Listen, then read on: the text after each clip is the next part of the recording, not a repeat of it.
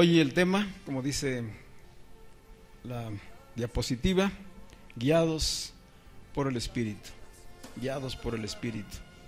Hemos venido compartiendo el Evangelio completo a partir de esa entrada triunfal de Jesucristo a Jerusalén, y ya antes habíamos estado estudiando el Evangelio de Marcos, de tal manera que tengamos una visión completa de quién es Jesús. ¿Quién es Jesús de Nazaret? ¿Quién es Jesucristo resucitado? Aunque son la misma persona, son diferentes en manifestación y en expresión. Jesús de Nazaret, el Jesucristo, el Jesús histórico, la palabra viva misma, el Hijo de Dios encarnado, que vino a dar testimonio del Padre. Él vino a dar a conocer al Padre. Él vino a mostrarnos el poder, la gracia, el amor, todo el carácter de Dios manifestado en Él.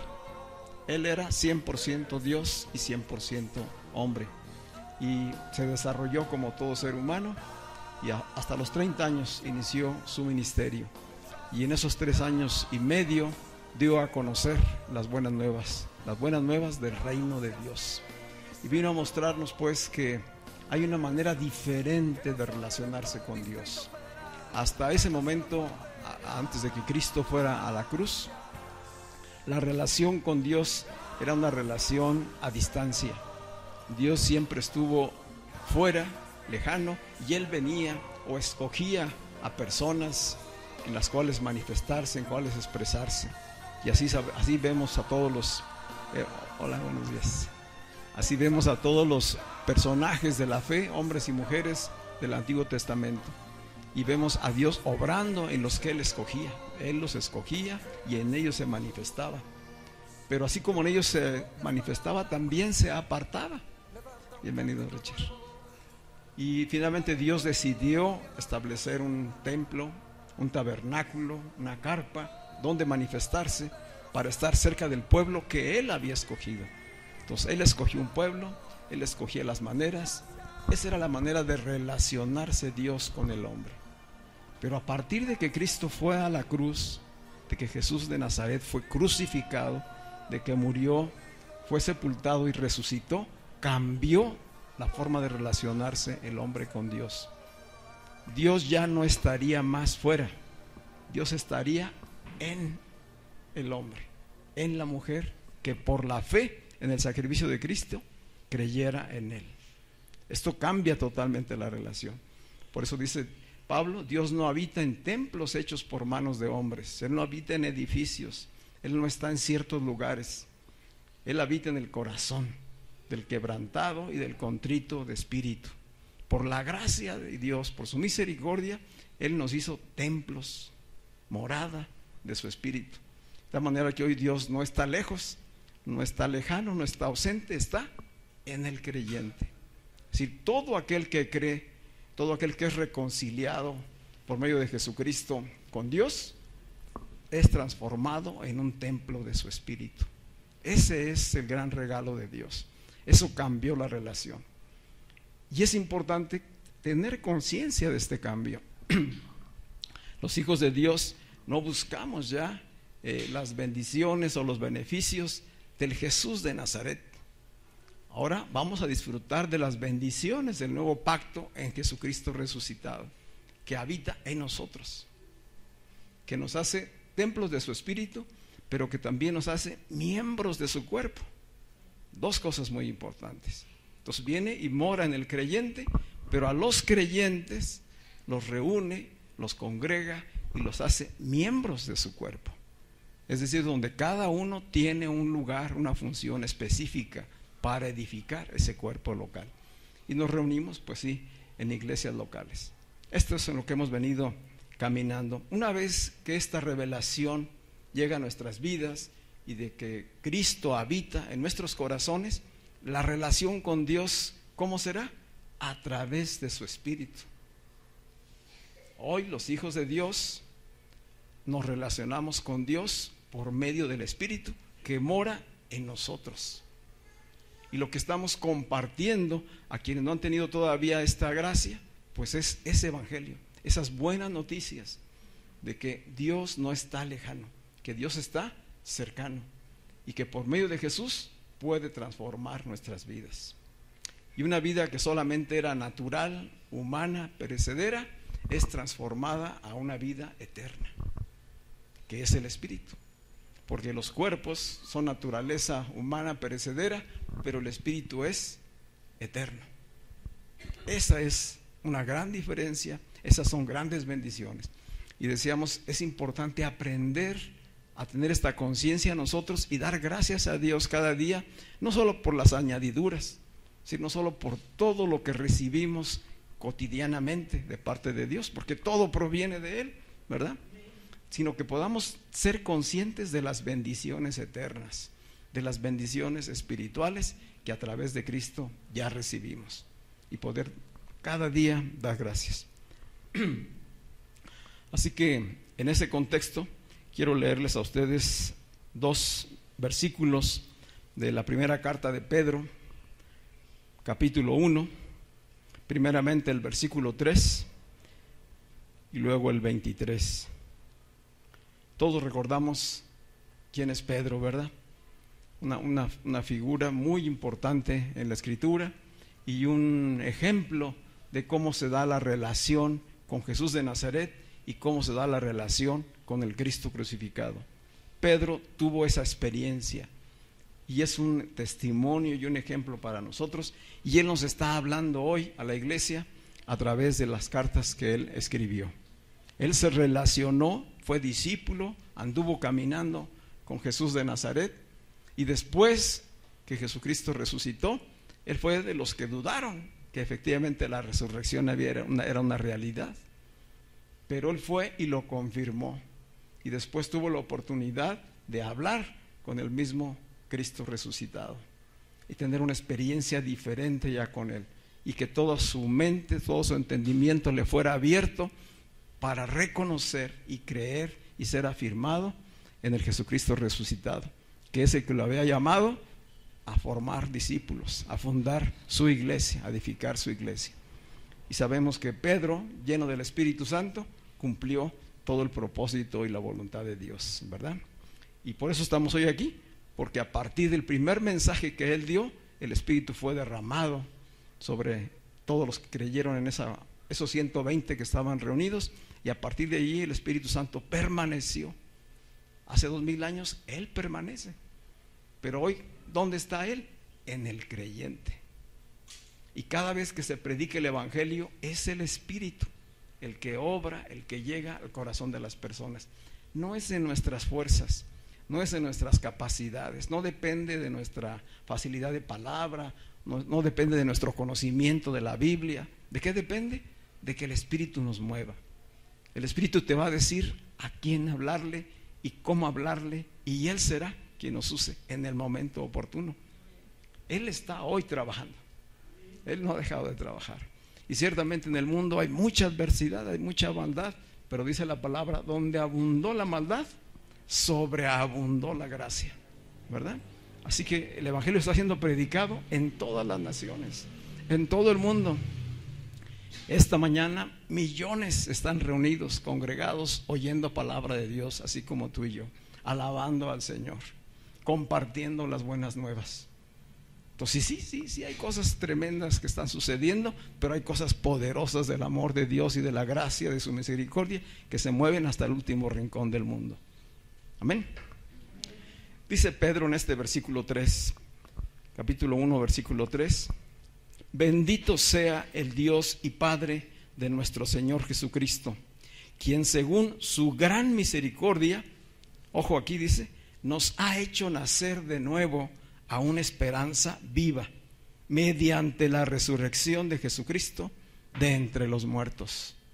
¿Cómo es que tú y yo podemos obtener la vida espiritual, la vida en el Espíritu, siendo que somos humanos, carnales, de naturaleza perecedera?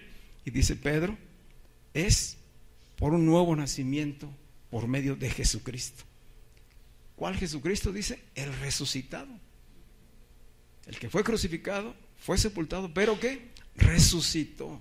Mediante la resurrección de Jesucristo de entre los muertos, naturalmente hablando, Él se levantó y nos dio a nosotros el poder de la resurrección. De tal manera que estábamos muertos espiritualmente, solamente éramos seres naturales, humanos, y por la fe venimos a nacer de nuevo de manera espiritual. Ahora tenemos dos naturalezas en nosotros. Esos son los hijos de Dios. Tienen una naturaleza natural, ¿sí? Estos cuerpos en los que habitamos, pero tenemos una naturaleza espiritual por medio de la fe en Jesucristo. Y todo fue por haber oído el mensaje del Evangelio, las buenas noticias en Jesucristo. Es lo que nos está diciendo Pedro. Por eso dice, debemos dar gracias al Señor. Dice el versículo 23 de esta carta de Pedro: pues ustedes, hablando a los creyentes, ustedes han nacido de nuevo, es decir, han renacido, han obtenido la naturaleza espiritual por medio de la fe. Y esto, dice Pedro, no de una simiente perecedera. La simiente es la semilla. ¿Cuál es la semilla perecedera? Pues la simiente perecedera viene de nuestros padres que nos generaron, nuestros padres naturales. Ahí está la simiente que es perecedera. Eso lo entendemos todos, ¿verdad? Cuerpos humanos, carnales, naturales, que finalmente tienen un término, y que eso se trasciende de padres a hijos, de hijos a nietos, y así se van las cadenas generacionales. Pero es una simiente perecedera. Y dice Pedro, ustedes han nacido de nuevo, no de una simiente perecedera. Ya no se trata de carne y sangre, que es corruptible, sino de una simiente imperecedera, una simiente incorruptible, que es la palabra de Dios, que vive y permanece para siempre. Este es Cristo. Cristo es el Logos, la palabra de Dios hecho hombre. Él, que es el Hijo de Dios encarnado, que habitó entre los hombres, por la resurrección de los muertos, confirmó el poder de Dios para dar vida espiritual a todo aquel que creyese. Y por eso hoy tenemos esa simiente en nosotros. Cuando digo simiente, no estoy diciendo semilla. ¿Puedes poner la imagen, Beto, de la semilla? Habíamos visto en domingos anteriores esta ilustración. La vida en lo natural nos da ilustración, nos muestra ejemplos de lo que Dios habla a través de la Escritura. Y vemos en esta imagen la descripción que hizo Jesucristo de sí mismo. Él dijo, yo soy la simiente, yo soy el grano de trigo. Acá está, ¿verdad? Yo soy el grano de trigo. Si el grano de trigo no muere, si no se siembra y muere, no da vida. Pero si se siembra y muere, entonces llevará fruto. Si yo soy, Él es la simiente, Él es la semilla. De semilla a una transformación para hacer en una nueva naturaleza una planta que se multiplica. Si Él no hubiera muerto, no habría fruto. Pero Él murió y resucitó, fue transformado así como el proceso de la semilla. Y esa simiente de naturaleza imperecedera que crece, que se desarrolla, que se transforma, está en cada creyente. Es lo que está diciendo Pedro. Esa semilla, esa simiente, ese grano de trigo está en el que cree, en el que ha sido justificado y está desarrollándose dentro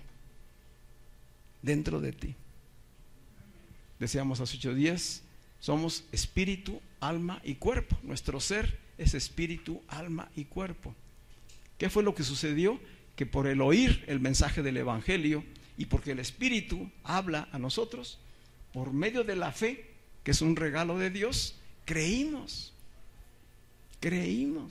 por medio de la fe. Y cuando creemos, recibimos. La fe es la respuesta. Dios habla, Él envía el mensaje del Evangelio que está revelado, escrito, que es una palabra bendecida. Él la envía, se habla y el Espíritu habla a tu espíritu. Y entonces la fe es una respuesta. Y dices, creo. Tú sientes en tu interior que Dios te está hablando y recibes. Y cuando recibes, viene el Espíritu a morar en ti. Y esa semilla, esa simiente se establece en cada uno de nosotros y comenzará a desarrollarse. Decíamos, ya desde el momento en que creímos, somos santificados, apartados para Dios, para cumplir sus propósitos. Pero es necesario que el alma y el cuerpo, que también forman parte de nuestro ser, sean totalmente transformados también. Y en ese proceso están los hijos de Dios. Hablamos de crecimiento y transformación. Esa es la vida cristiana. Toda la vida cristiana no es un reunirnos solamente para pedirle cosas a Dios, no es un reunirnos para cargar la pila, como llegamos a decir. Es un reunirnos para crecer. Crecer en el conocimiento de Dios y crecer en el amor de Dios. Por eso nos puso en el cuerpo. ¿Dónde vamos a desarrollarnos en el amor? Primero entre los creyentes, entre los hijos de Dios.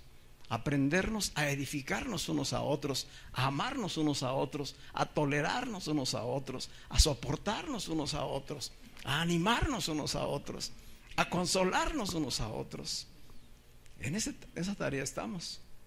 Pero esto no es solamente un trabajo interno, esto también hay que hacerlo hacia afuera, extramuros. La iglesia no está para permanecer en los muros. Donde quiera que nos movemos, cada uno de nosotros durante la semana, ahí está la iglesia. Ahí se está expresando Cristo. Ahí está Cristo con cada uno de nosotros. Y si somos sensibles, el Espíritu te dirá a quién le vas a dar testimonio. Dice, Él pondrá las palabras. Y entonces, ¿qué tenemos que hacer? Simplemente es ser dirigidos por el Espíritu y hablar las buenas noticias del Evangelio. Amén. Esta es la buena noticia, que hoy, por la palabra de Dios que vive y permanece para siempre, hemos nacido de nuevo. Y que todo hombre o mujer tiene la gran oportunidad, si oye y cree el mensaje del Evangelio. Dice la nueva versión, la nueva traducción viviente, que es otra versión de la Escritura, en este mismo versículo 23, dice, pues ustedes han nacido de nuevo, pero no a una vida que pronto se acabará. Ya no es una vida natural. Su nueva vida durará para siempre, porque proviene de la eterna y viviente palabra de Dios, que es Cristo. Amén. Hemos recibido la vida eterna. Así podemos entender muchos pasajes. Cuando Pablo le dice a Timoteo, echa mano de la vida eterna, ¿de qué le está diciendo? ¿Qué nos diría hoy a nosotros si nos dijera, en tus circunstancias de la vida, echa mano de la vida eterna? ¿Qué significa eso? Recuerda quién eres ahora. Recuerda tu identidad. Recuerda que ahora eres hijo de Dios, que Dios mismo está en ti, que ya no eres perecedero, que las circunstancias del mundo natural no tienen por qué dominarte ni afligirte, que tú puedes estar por encima de ellos. Echa mano de la vida eterna, que es Cristo mismo. Y entonces, por la fe, cree y actúa en tus circunstancias, sabiendo que todo lo que Dios hace es bueno, que su voluntad es agradable y es perfecta, y que ciertamente el sufrimiento, que es parte de la vida natural, podemos sobrellevarla en Cristo sin añadirle más dolor, sino tratando de tener victoria en cada circunstancia. Amén. Así pues, que esta conciencia es la que el Padre quiere que tengamos siempre presente, que ya Él, el Padre, nos engendró por medio de la fe en Jesucristo. Esa es la simiente, y depositó en nuestro espíritu una semilla de naturaleza incorruptible, que no es perecedera, que no es engañosa, que no se va a destruir. Y lo hizo para transformarnos. Puso esa semilla en nosotros para transformarnos a su imagen y a su semejanza, como era en un principio. Dios creó al hombre y a la mujer a su imagen y a su semejanza, pero el pecado hizo que esta naturaleza cayera, y entonces el pecado tomó el control, tomó la dirección de la creación de Dios. Pero en Cristo es restaurada la obra perfecta de Dios. Y ahora, por medio de la fe, la simiente está en nosotros, transformándonos en un proceso de crecimiento, de desarrollo progresivo, hasta que seamos semejantes a Él. ¿Semejantes en qué? Semejantes en carácter. Bueno, primero en naturaleza, semejantes en naturaleza espiritual, eterna. Segundo, en carácter, donde el fruto del Espíritu sea el que se manifieste y no el de la carne. Y finalmente, que seamos semejantes a Él en cuerpo glorificado. Esa es la promesa y la esperanza de Dios para sus hijos, que un día seremos iguales, idénticos a Él. Le veremos tal cual es y así nos veremos a nosotros mismos. ¿Sí? Ese es el proceso. Él nos está transformando a su imagen y a su semejanza. Esa imagen y esa semejanza es Cristo. Él es quien nos regenera. Entonces la semejanza no es que nos parezcamos a Jesús de Nazaret. No, nos vamos a parecer a Cristo, al Cristo resucitado, en cuerpo glorificado en su momento. Pero mientras tanto, trabaja en nosotros para que vayamos siendo transformados. Y en esa transformación somos colaboradores. Decíamos, nosotros somos colaboradores de esa santificación. No hay contradicción.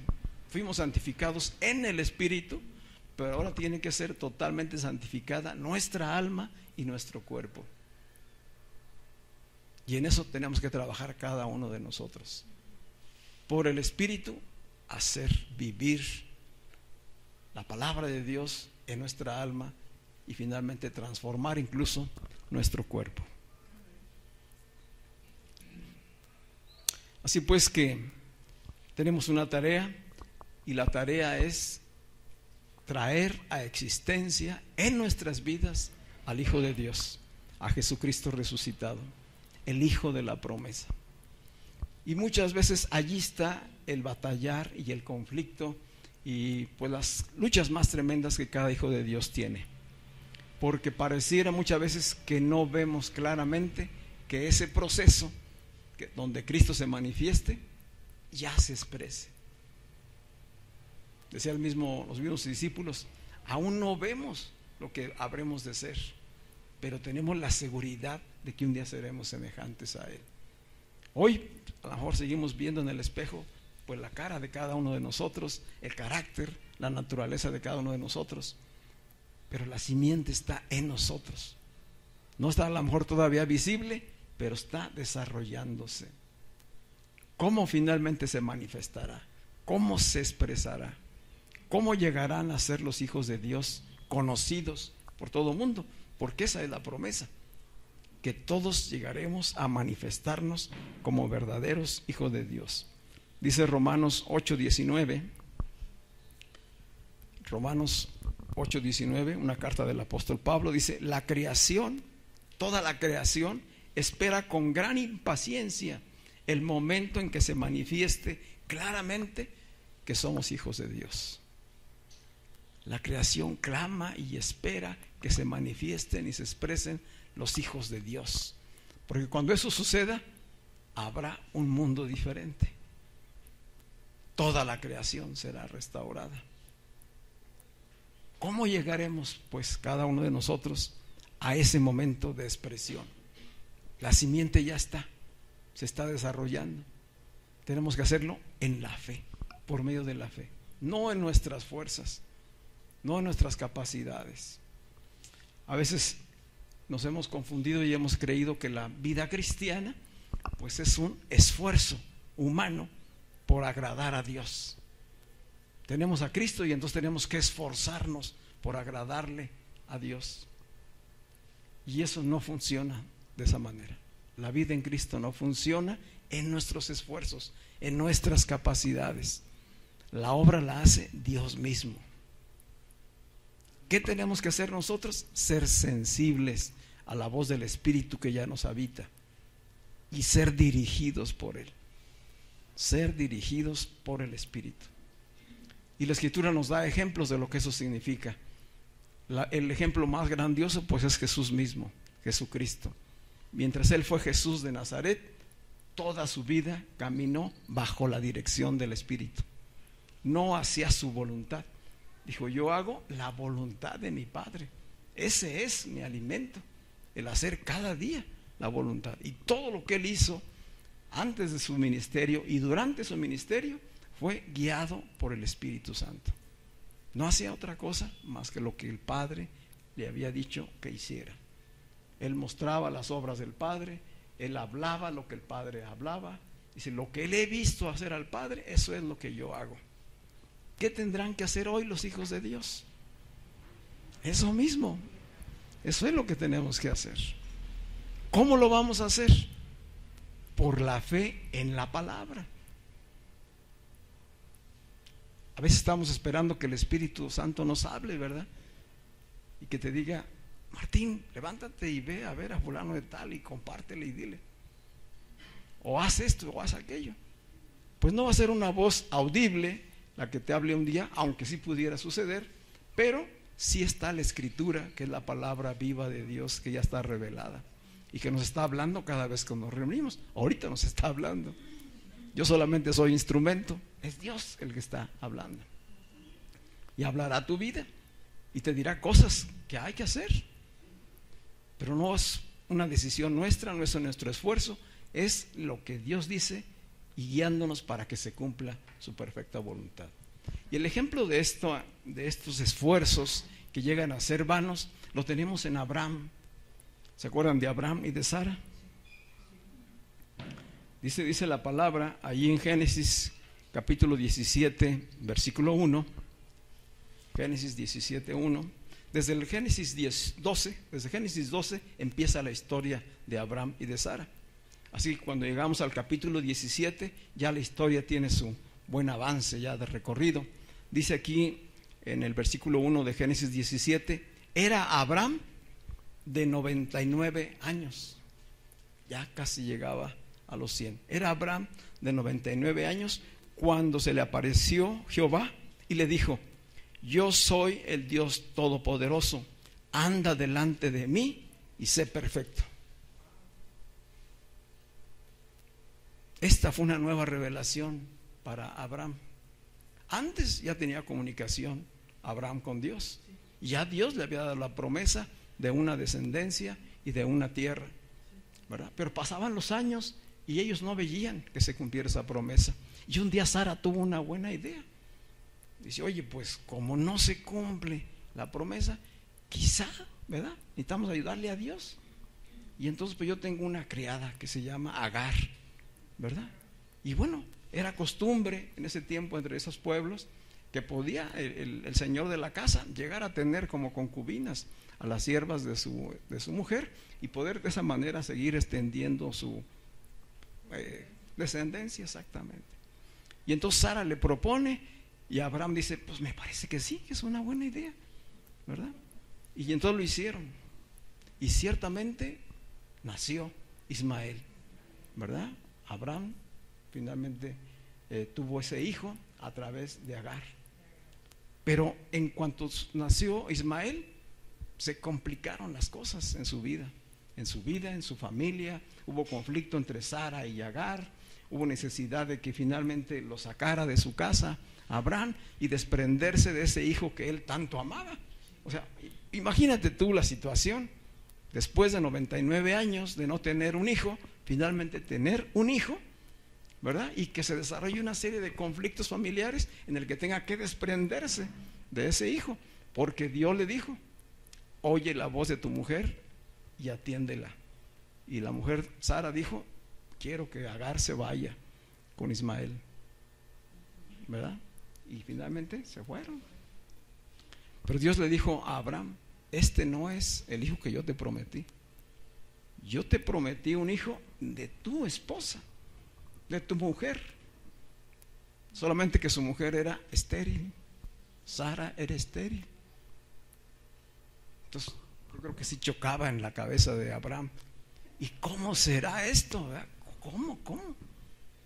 Por eso pensó que ayudarle era una buena idea. Y aquí Dios le dice a Abraham, dice, yo soy el Dios Todopoderoso, anda delante de mí y ser perfecto. En el original, la palabra yo soy el Dios Todopoderoso es El Shaddai. El Shaddai, que significa yo soy el Dios todo suficiente. Yo soy el Dios todo competente. Yo soy el Dios al que no hay nada que le sea imposible. ¿Crees esto? Abraham es el padre de la fe. Dice, él le creyó a Dios desde un principio y eso se le consideró como justificación. Él caminaba en fe, pero en un momento dado pensó que humanamente podía colaborar para ayudarle a Dios, ¿verdad? Y Dios le dice, no es así. Aquí en el capítulo 17, versículo 1, hay una nueva historia. Comienza de nuevo la historia. Dice, de aquí a un año nacerá Isaac. Le vas a poner por nombre Isaac. Y era el momento en que ya era imposible. Si ya de por sí Sara era estéril, ahora imaginémosla siendo ya de 89 años, ¿verdad? Y de Abraham casi de 100. O sea, era imposible. A ese punto quería llevarlo Dios. Así le quiero demostrarte que en tus fuerzas es insuficiente, que tus esfuerzos, tus capacidades, tus buenas ideas no van a ser suficientes para hacer lo que yo tengo pensado hacer en tu vida y en la vida de Sara.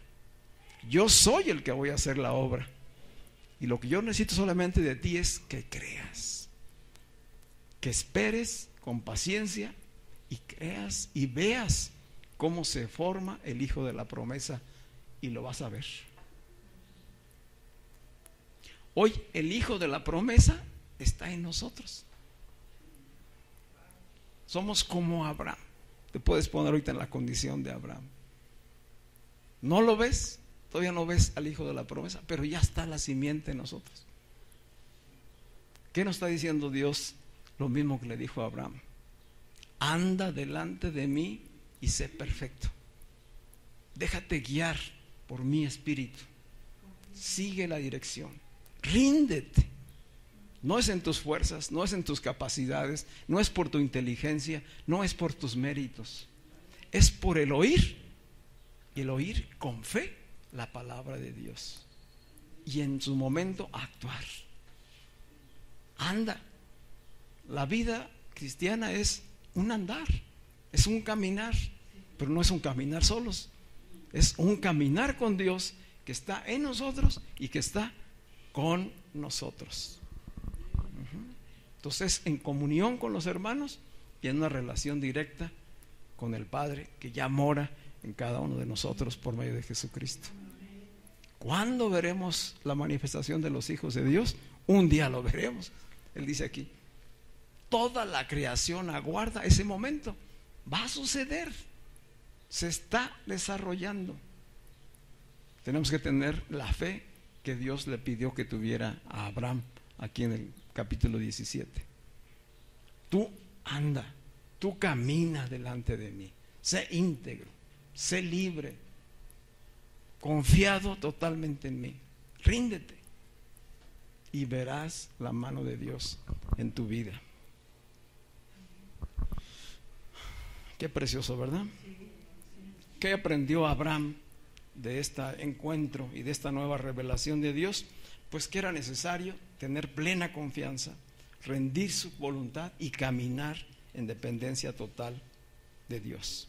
Entonces Él traería el hijo de la promesa. Es lo que tú y yo necesitamos aprender hoy. Quizá cuando hemos estado oyendo mensajes acerca de cómo obra Dios, de qué fue lo que Dios ya hizo por medio de Jesucristo, llegamos a ver la dificultad de que podamos hacerlo nosotros, ¿verdad? Cuando nos llama santos, justos, perdonados, limpios, purificados, llenos de poder, y tú volteas y te ves y dices, ¿será cierto todo eso? No es por lo que ves, es por lo que Dios dice. Él dice de ti eso. Él dice, tú eres mi hijo muy amado, en ti tengo mi complacencia. Estás perdonado, estás justificado, eres libre de la culpa, eres libre de la condenación. Satanás no tiene más dominio sobre ti. Entonces Tienes todo el poder de la resurrección porque está en ti el resucitado. Y anda delante de mí y sé perfecto. Es decir, alcanza la perfección, alcanza la madurez, la plenitud, hasta que se manifieste Cristo. Esta es la nueva revelación. Así que necesitamos nosotros que esta verdad de El Shaddai sea una realidad en nuestras vidas. Que el Shaddai se nos revele a nosotros por medio de Jesucristo resucitado, porque Él cumplirá su propósito en nuestras vidas y se manifestará en nosotros el Hijo de la promesa. Se manifestará en nosotros el Hijo de la promesa, porque ya está la simiente en cada uno de nosotros. ¿Qué tenemos que hacer? Alimentarla por la palabra, por la comunión, el compañerismo. ¿Sí? Así pues que estamos en esta experiencia del crecimiento espiritual. Esa es la experiencia en la que hoy vivimos.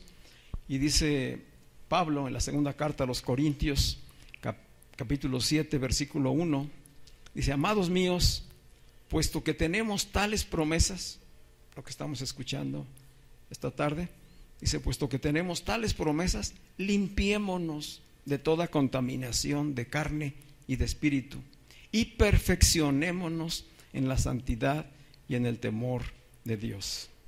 Sí, tenemos una tarea, ¿verdad? Dios ya hizo la obra por medio de Cristo. El Espíritu está en nosotros trabajando. ¿Y qué tenemos que hacer? Limpiarnos de toda contaminación de carne y de espíritu. Y cuando pensamos en las obras de la carne, pues iríamos a ver toda la lista que hace Pablo en la carta a los Gálatas, ¿verdad? Todo lo que implica. Hace 8 días leíamos la carta a Colosenses en el capítulo 3 y decía: despréndanse, despójense de su vieja naturaleza, ¿verdad? Dice: dejen atrás la mentira, dejen atrás la ira, el enojo, las pláticas, las maneras de hablar que son corrompidas, que son tóxicas, ¿verdad? Todo eso, vayan dejándolo. Eso es lo que implica despojarse, desprenderse de las viejas vestiduras. Y no lo vamos a hacer en esfuerzos humanos, lo vamos a hacer oyendo la voz de Dios y confiando en que Él está con nosotros para lograrlo. Es necesario. Ahí es donde vamos a ver nosotros los cambios. Tú revisarás tu vida y verás que ya no hablas igual, que ya no piensas igual. No piensas igual respecto a ti, ni respecto a los demás, ni respecto a la vida. Vas siendo transformado.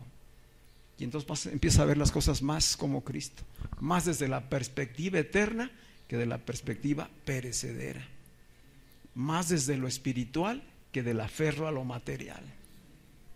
Ese es el cambio al que Dios nos va llamando. Y esta es una transformación progresiva. Dice: pero tenemos que actuar nosotros. Limpiémonos, dice, y perfeccionémonos en la santidad y en el temor de Dios. Hoy el Hijo de la promesa es una realidad espiritual en cada uno de nosotros. Ya su espíritu nos fue impartido, somos templo y somos cuerpo. ¿Qué esperamos? Que cada día mi yo natural mengue y Cristo sea el que crezca y se manifieste porque está en mí. ¿Cómo será esto? ¿Recuerdan esa pregunta? ¿Cómo será esto? ¿Alguien preguntó eso? Fue María. María recibió la promesa de parte de Dios enviando a un ángel, ¿verdad? Y le dijo: tú vas a ser la mamá del Mesías. Él dice: de ti nacerá un hijo que se llamará Jesús. Él será hijo del Altísimo. Y todo lo que hemos leído en el Evangelio. Y la pregunta de ella dijo: ¿y cómo será esto? Si ella era una virgen, ¿verdad? Estaba comprometida apenas en matrimonio.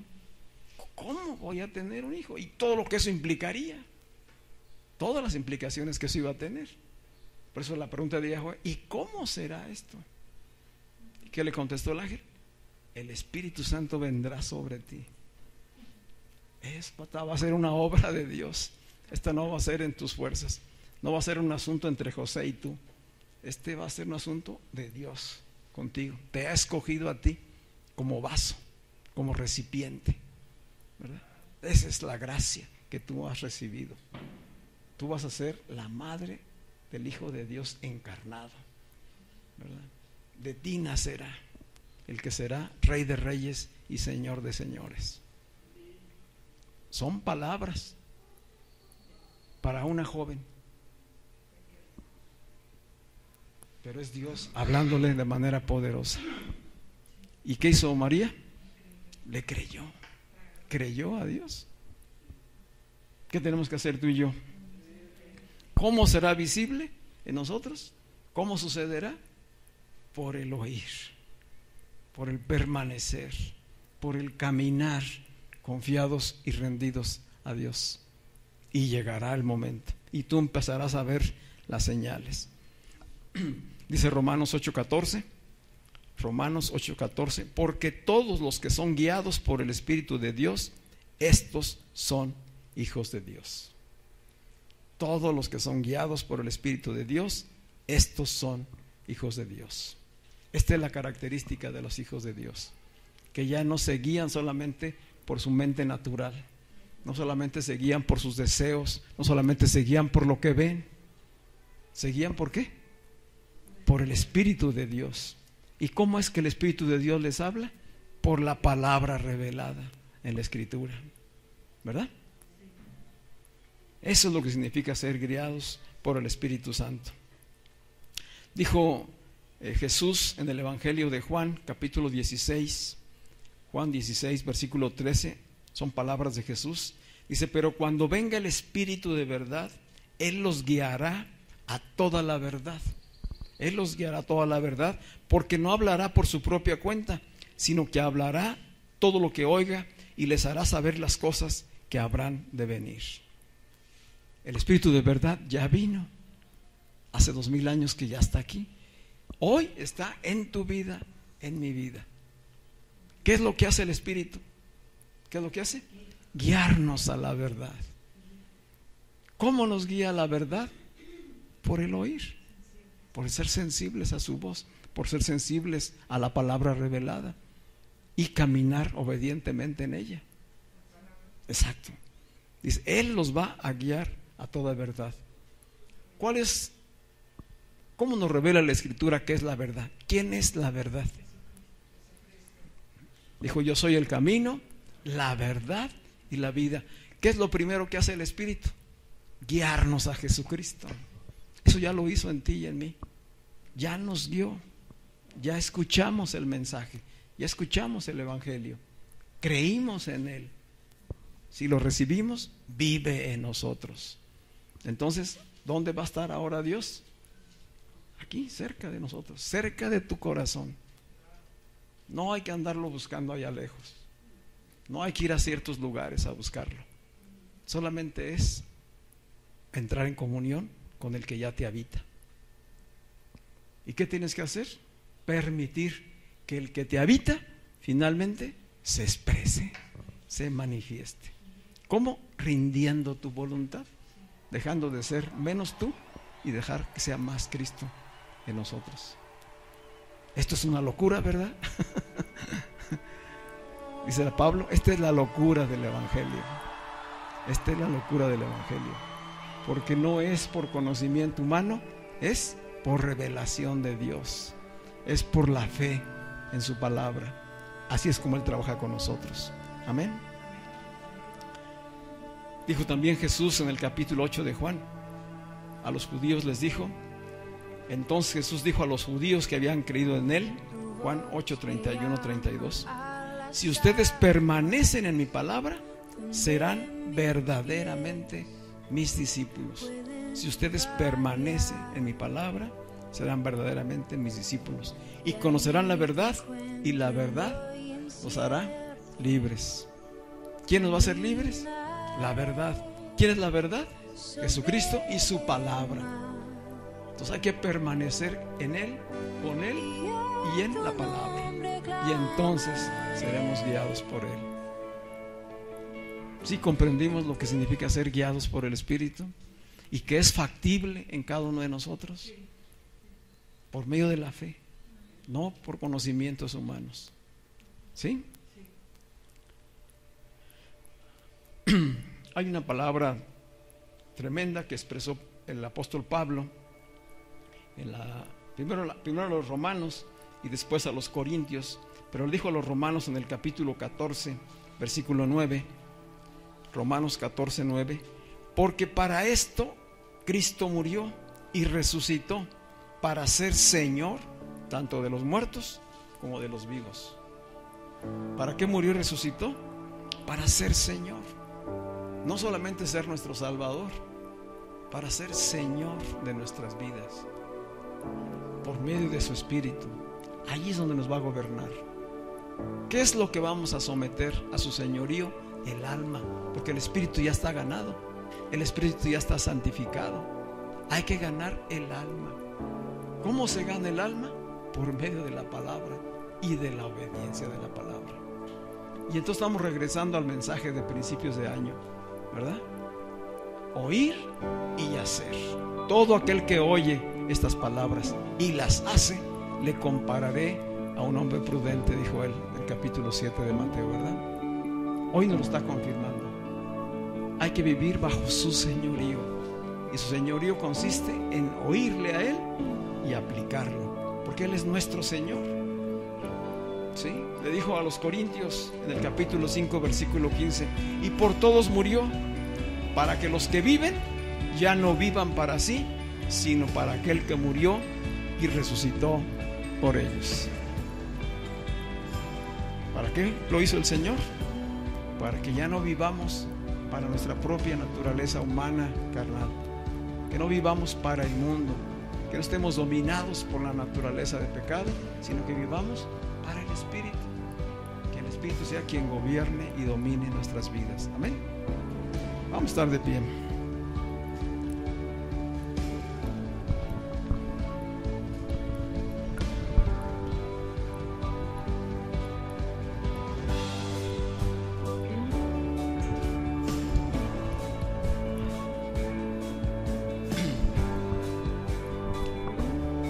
¿Puedes bajar un poquito el volumen? Cuando nos convertimos a Cristo, yo creo que había muchas cosas que no entendíamos. Lo digo por mí mismo. Alguien me compartió del Evangelio. Yo estaba en una gran necesidad emocional, moral, física, económica, tiempo de mucha crisis en todas las áreas. Y al oír la palabra del Evangelio, y mi espíritu recibió y yo creí. Y la respuesta es en fe, no es intelectual. La respuesta fue en fe. Después que comencé a conocer la Escritura, me di cuenta que no entendía muchas cosas, que realmente ni sabía cómo es que había respondido al mensaje del Evangelio cuando me lo habían predicado. ¿Cómo sucedió? Pero yo estaba seguro, el Espíritu me daba testimonio de que Él me había hablado a mí. Les he dado testimonio de que ese día que yo escuché por primera vez el llamado a pasar al frente a recibir a Cristo, yo fui de los primeros que estaban en la fila. Y a la hora que el pastor estaba hablando, para mí desapareció todo el mundo. Parecía que solamente me estaba hablando a mí, que me estaba hablando de mi historia, de mi vida, de mis penas, de mis culpas. Todo era conmigo, no era con los demás, y estaba en un auditorio lleno. La fe fue la respuesta. La fe es la respuesta a la palabra de Dios. Pero después viene el caminar. Y como digo, hay muchas cosas que en ese momento, el momento de fe, de tanta, como diríamos, emoción, ¿verdad?, que se experimenta, pues no hay un control del intelecto. Pero después viene la meditación, la reflexión, después viene el conocimiento de la Escritura, y te vas dando cuenta de las grandes verdades y las bendiciones que a veces nos perdemos por no tener todo el entendimiento, ¿verdad? Y muchas veces nos quedamos con esa primera impresión de que Dios vino a resolver nuestras vidas por medio de Jesucristo, y que entonces nuestras necesidades van a ser cubiertas totalmente, ¿verdad? Y luego te das cuenta de que no es así, de que te sigues enfermando, de que sigue habiendo pruebas, de que sigue habiendo conflictos, de que sigue habiendo dolor, sufrimiento. Y ¿no era para esto que habíamos venido a Cristo? Y Dios nos dice, no era para eso. Era para crecer y ser transformados a la imagen y semejanza de Jesucristo. El propósito eterno es que manifestemos la vida de Cristo y que de esa manera Dios sea conocido. En eso está trabajando Dios con nosotros. Pero, dice, si nos ha dado a su Hijo, ¿cómo no nos dará juntamente con Él todas las cosas? Y allí es donde la fe tiene que estar muy fortalecida en la palabra de Dios, sabiendo que lo tengo a Él y que si lo tengo a Él, lo tengo todo, todo, porque Él es el todo suficiente. Él es El Shaddai. Esta verdad revelada a Abraham sea también una revelación a tu vida. No solamente has tenido un cambio emocional, has tenido una transformación, has nacido de nuevo, has sido hecho templo del Espíritu. El Espíritu mora en ti, te anhela y te quiere dirigir de acuerdo a sus propósitos. Y lo que necesitamos es rendir nuestra voluntad y decirle: sí, yo te conocí como mi Salvador, pero también te conozco como mi Señor. Tú gobierna mi vida, tú dirige mi vida, porque yo sé que tu voluntad es buena, que es agradable y es perfecta, y que si tú me guías, todo estará bien. Amén. Cierra tus ojos. Que esta verdad revelada anide en tu corazón, se haga vida, te llene plenamente esta tarde. Padre, muchas gracias te damos por tu palabra, Señor.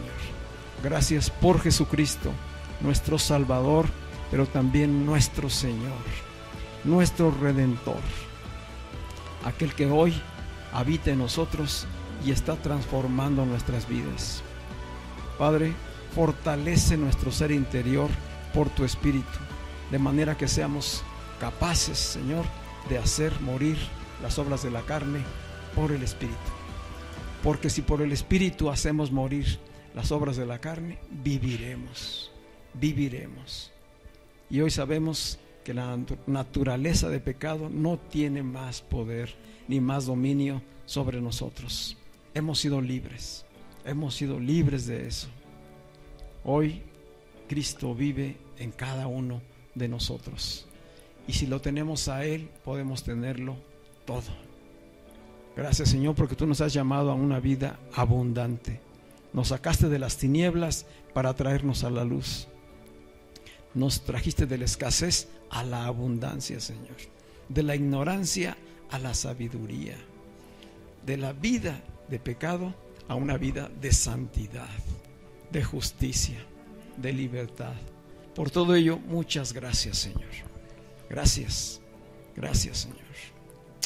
Muchas de estas verdades aún no las entendemos completamente, Señor, pero las creemos porque están en tu palabra y porque tú das en tu palabra testimonio de ello, y también el Espíritu mismo testifica a nuestras vidas, Señor. Gracias te damos por todo ello, Señor, y ponemos en tus manos las necesidades de cada uno de nosotros, Señor. Lo que hoy sea motivo de preocupación, lo que sea una carga, lo que sea motivo de conflicto, hoy, Señor, lo ponemos delante de ti, diciéndote: confiamos en ti, Señor, confiamos en ti.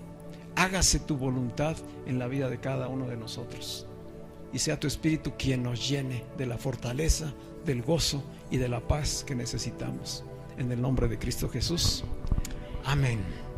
Amén. A Él sea toda la gloria y toda la honra. Amén. Every single day.